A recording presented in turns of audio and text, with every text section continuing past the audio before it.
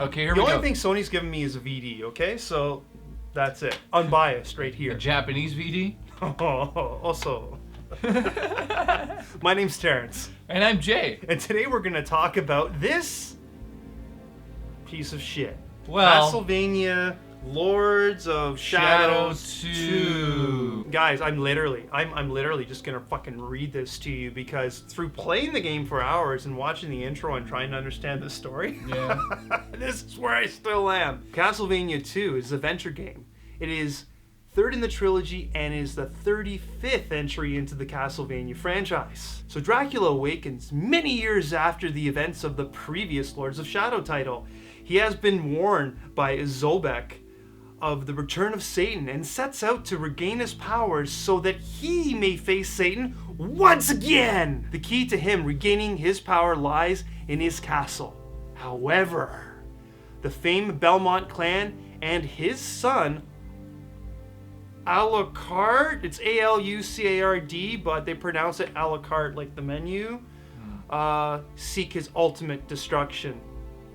And I still don't know what was really going on there. I know that I was Dracula, but who was after me? But were you Dracula? I think so. What? Belmont is Dracula? Blah! Here's the main problem with the story. I don't give a shit. Pretty much. It starts off with a prologue that literally is like half an hour, it feels like, of an animation showing you what's previously happened in the two other titles. So if you don't know what those are, the first game in this series and Mirror of Fate that was on 3DS, and I believe it's coming out in HD on PC. I think it is out. And the point here is, if you didn't play those games, it's so confusing. It is still confusing to me.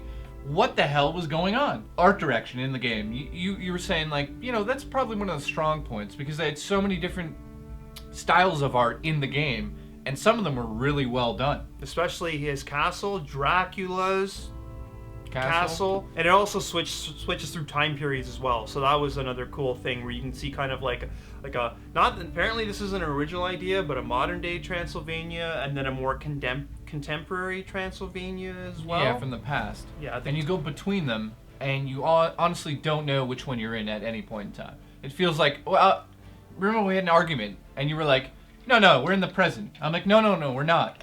We're not, no. Actually, I'm still confused. We don't know if we were where we were. That's a problem with the game. Like, you don't know where you are in the story. I understand setting up certain plot points to be like, confuse the audience, reveal, oh, there I am. That was a payoff. This game doesn't have those moments. It's just like, here, you're somewhere. There's no point to this. No payoff. Story-wise, it's so convoluted. I'd rather take a shit in a sink and twirl around with my toothbrush all day than play this game again. So when it comes to the graphics, for last gen system, they look pretty good. And especially considering the last generation started in 2005, at this point, anything less would be an embarrassment. True. I agree with you. Blood looks really, really good as well. You know what?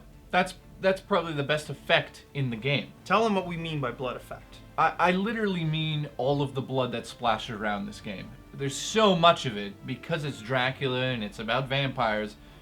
It's everywhere. And I kind of like the idea that blood was sort of a gateway for the devil to come into the world. Okay? I liked it. I think the thing I like the most is when a creature would emerge from a pool of blood on the ground and would be completely like soaked in blood. I wish actually they would maintain that blood soakedness, but they mysteriously go dry. One thing about the blood that pissed me off, and this goes beyond this mediocre game, this goes to the whole genre of vampires and all that crap. I swear to Wait, you don't like vampires? Yo, man. Daybreakers was a good vampire movie. 30 Days of Night was a good vampire movie. Yeah. Bram Stoker's Dracula was a good vampire movie. Yeah. That's pretty much it for the last, 23 years. Yeah, it's been a while. But the thing that I hate about it, okay, there's this thing where... Interview with the Vampire. Hated it. Why? Hated it. I don't know. I saw it when I was younger and hated it, and I watched Tom Cruise, motherfucker. I love Tom Cruise, but it's just like... Get a tan, you fucks! They can't go in the sun! You idiot, they'll die! There's these statues that Dracula reaches into and pulls out some kind of heart and proceeds to squish the heart and drinks it. Now, if blood was such a life force to be consumed by vampires, you think they'd be a little more careful. But what does this guy do? Just like in so many vampire movies, when blood comes around, he squeezes it into his mouth, but he somehow has a drinking problem because it gets all over his face. Like, get it in your mouth, you fuck. Here's another problem with the game, and this starts off right at the beginning, and I have a huge problem with games that do this, that contradict themselves almost constantly throughout the game. So Patrick Stewart is a narrator, and he talks over the game as you're playing it. There's one moment at the very beginning where you lose all of your powers, you show up in this huge fortress, this chemical company's fortress, whatever you want to call it. A pharmaceutical company. Yeah, why is that in the game? So you go into it, and he's like, you have no power in here. You'll have to do some trickery to get around these guards. You'll never be able to take him over, ever. Then you turn into a rat, sneak up behind him, you infect him with your blood, then guess what? You possess him, that's what you do. Yeah, you possess him with your blood, and guess what? You overpower the guard that you could never overpower, according to Patrick Stewart, who just said that 2 fucking seconds ago. And when you're done with the guard explodes in blood, and then you, Dracula, reappear. Like, again, didn't I just hear Professor X say you couldn't do this shit? And I just fucking did it. This is definitively a God of War clone. I'm back. Oh, hey. But actually a serviceable God of War clone, because the best thing this game has going for it Is being a God of War clone. Is being a God of War form. And the the gameplay is pretty damn good. And before we talk about the gameplay, we gotta talk about the mechanics of the gameplay. Right? Okay. Make a joke about a girl's period. Alright. Do it. So not unlike every 28 days. So every time that Dracula pulls Why are you out... doing that, by the Because way? he's not fucking Dracula. Okay. Dracula's Vlad the Impaler. This dude is like a Belmont from the first game that beat Dracula. Now he's Dracula because he sits on a chair by himself brooding, so he's the Lord of Shadows. Go fuck yourself, man. Who wrote this bullshit? So anyways... Right now there's somebody at Konami with 1 tear. Not unlike every period. It's a bloody mess. Alright, so you have 3 weapons. What are they? First one is the Blood Whip. Not unlike the string attached to a tampon. It basically is, you're right. It is. Aptly named, it does what you expect a whip to do in a Castlevania game. Good times had by all. Next we have the Void Sword, which is a new addition. And this is a sword that when you use it, you can get back energy that you've lost when you hit your opponents. Also, you use this weapon to like freeze shit, to slow down fast opponents, to freeze water so you can climb up it, to freeze objects that move quick so you can get under it and whatnot. It's a decent mechanic. You know what I it appreciate is? that. It's basically telekinesis from Dead Space. It was fun. It's fun. To be honest, again, the gameplay is probably the hottest part of this game. There's nothing else in the game redeemable except the fact that every time you have a battle, the strategy involved is there, and it is a lot of fun in that little confined battle. That's it. And our final weapon is Chaos Claws. But they're not actually like that. They're more like gauntlets, and it's all about like smashing down enemies, defense barriers, breaking their shields, all that shit. So it has cool elements to it, like breaking the shields. So they'll come at you with a shield, use the gauntlets, and you'll break the shield because the gauntlets are actually made of fire. So you heat up that metal and you hit it long enough, it explodes. Then you pull out your sword and shove it in the guy's ass. Our final scores for the game. Let's get into that. First things first, I like to do positives and negatives, and I spit on you. Hope you rub that into your skin. No, it actually hit somewhere around there. I heard it though. It's okay. My saliva's full of minerals. Here's the positives. You ready? There's ready. actually quite a few. Something called, well, we're calling it rat mode, where it allows you to turn into a rat and not really play the game, but instead jump around as a rat and do a theme song like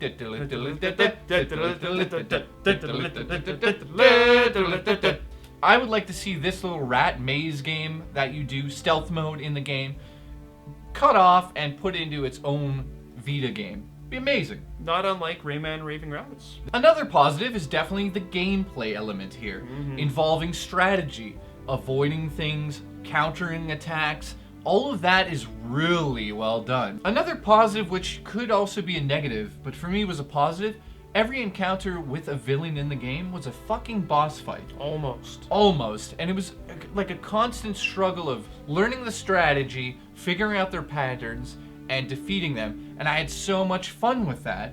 That's literally the best positive of the, I spit all over you, of the game. And the fact that you can't get through this game by button mashing is also a huge plus. You can't do it. It's impossible. Patrick Stewart and the rest of the cast, really good voice acting on most of it. Dracula, he sounds great. Like, how is he going to sound like a vampire? Like Twilight vampires? No. He sounds brooding, forceful, full of energy at times. It's interesting. I like listening to him. Unfortunately, what's surrounding him being the story, I rather shit in a sink and put my toothbrush into the poo than brush my teeth.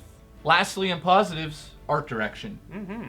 We love you guys for designing these castles and the environment. That made no sense what I just said, but the environment, really top-notch design in that. Felt gothic, felt exactly Victorian like I would expect it to be. Level design though on that side, holy shit. There's one moment in this game, getting into the negatives, where you have to find a little metal pedestal to jump onto some huge chains. I'm not even going to get into it, but to find that piece of metal in this huge map was like finding my virginity. It's so long gone now. I've slept with so many hookers, we'll never find it. But we'll find an STD. All I liked doing in this game was combat. That is it. So luckily, you can skip all the cutscenes. Thank you. Thank Christ, because they realized that it was fucking garbage too. We talked about how bad the stealth mode is because we've talked about the rat mode, where it's super cool being a rat, actually doing what they want you to do, scurrying in little vents, jumping over things, gnawing things, finding things, possessing things. Anyways. Doesn't belong in this game, but it does belong somewhere in a game. Just not this game. Just not here. I want to be a rat and jump around like that somewhere else, just not in this game. Rat Simulator. Kickstart it. We'll do it. We'll kickstart Rat Simulator. You know what's really fucked up? What's that? It would do well. I know. It would do well because these kids, they like rats. There's way too many cutscenes. It seems, as we were talking before, that almost every fight feels or is a boss battle. It is accompanied with a rather lengthy cutscene. Oh, brother. That, thank Christ, we can skip. So, too many cutscenes and the story sucks shit. Like, Listen, to the point that we were falling asleep. We really pushed through this for you guys, so we appreciate the P.O. boxes below. Snacks, beverages you can't buy in Canada because of the beards, we're Canadian.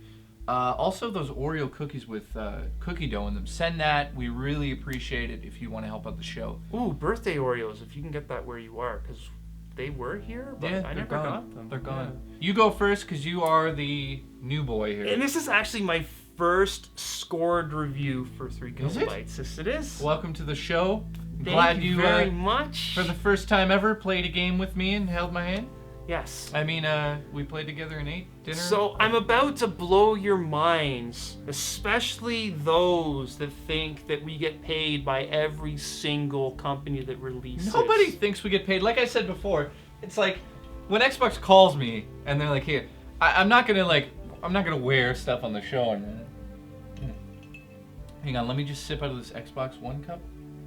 I fucking hate you. That was just a regular cup from my cupboard. This game sucked, and my score reviews it. Out of 10, okay, here we go. It gets a 5. 5 out of 10. No. Avoid it unless you are so hardcore into Castlevania, or you're so dying for a God of War clone, or you love vampire shit so much. If you don't fall into one of those 3 categories exactly how I described it, avoid it like a diseased genital region. A rat? What'd you think of it? I'm glad you asked. I give it a 5 out of 10 as well. Oh, holy shit, was this a bad experience? Is this a shit show? This is a shit show, but unfortunately, I don't have anything we can break in my hand. You know, I don't really have anything around here we can break. You know, it's not like I just have these Xbox One cups. lying around because we could break them. Let me just say this. I know for a fact that some studios have some difficulties with people higher up in the company. I know that from experience. I know that because I've talked to these people, and I know that it happens. So when you see these rumors about the game having this director on board who's a complete dickhead, more than likely that's true. That also explains why the game took such a shitty turn. To the people who did the art department, who are watching this, thank you. Thank you. You did a good job. I really appreciate that environment you've created for me. Looks amazing. Gameplay as well. You guys did a good job. Everything else, sorry. And I feel bad for the people that spent their time making this game, because at the end, it's not helping the industry. You can't keep making these AAA titles with one dictator at the top. So if you're watching, dictator over there, you need to get real and deal with it. Your ideas were shit, and look what happened. You should have worked with the team, because I'm sure they could have probably come up with something better than you did. So good job fucking it all up for everyone. You can follow us on Twitter. Links in the inner bar for that. He started one. You started a Twitter. Mm-hmm. It's down in the underbar. It's not super important. As always, I'd like to thank our sponsor, ANC Games, for supplying the game to us. Unfortunately, I couldn't get a review copy in time, so ANC Games stepped up here in Toronto and let us borrow a copy to review. So thank you to you guys. Also, I'd like to thank the viewers for subscribing to the channel. You guys are amazing. Lots more reviews coming up, so I hope you enjoy them. More Terence, more Cat, less of me. I know that's what you want. And I'm very excited for the future. Thank you. Thanks for joining the show, by the way.